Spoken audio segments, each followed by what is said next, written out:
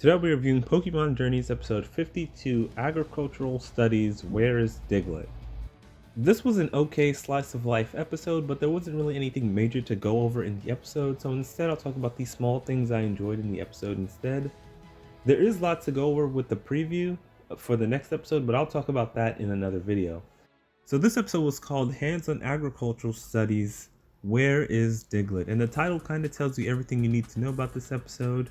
It was about Ash, Go, and Koharu going to visit Professor Cerise's old student, who now works as a farmer, because he's having problems with the Diglett and Dugtrio that are eating the carrots on his farm.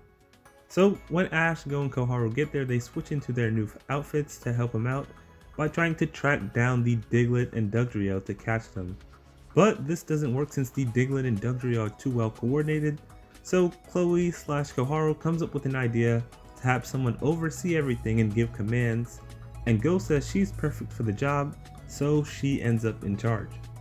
And I like how they showcase that Koharu was the one to come up with the plan and the one who's going to be in charge while Ash and Go follow her lead, since this shows that she's starting to become a leader in her own right by coming up with her own ideas and conclusions.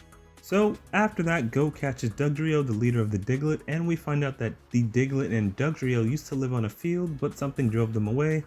So Ash and the crew go to investigate and find out that Team Rocket are there just chilling on the field, but they were the problem since they were playing music too loud. And I like how they were playing music so loud that we could barely hear them do their own intro. So after that, they have an underground battle of epic proportions according to Meowth, although we didn't see any of it.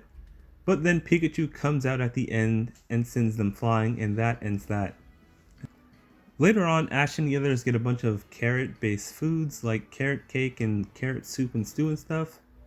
And after that, Go decides to give his Dugtrio to Endo since it's the leader of the Diglett and they'll be lost without their leader. Also because we learned that Dugtrio is also good for the soil, which is why they're used on farms in other regions. And I think it was pretty cool for Go to do that for Endo and give him Dugtrio. I also think he's going to have to start doing this more with some of his Pokemon, since he'll probably run out of space in Sakuragi Park. I definitely think he's going to be doing this next episode, and if you've seen the preview, you already know what I'm referring to. So the episode ends with Chloe taking the lead and running ahead in front of Ash and Go, similarly to what they did early on in the episode, and she says wide open spaces just make you want to run, right? And so she runs forward too. And I like the symbolism behind that because it shows that she's willing to make her own steps forward and that she's continuing to move forward in the same direction as Ash and Go.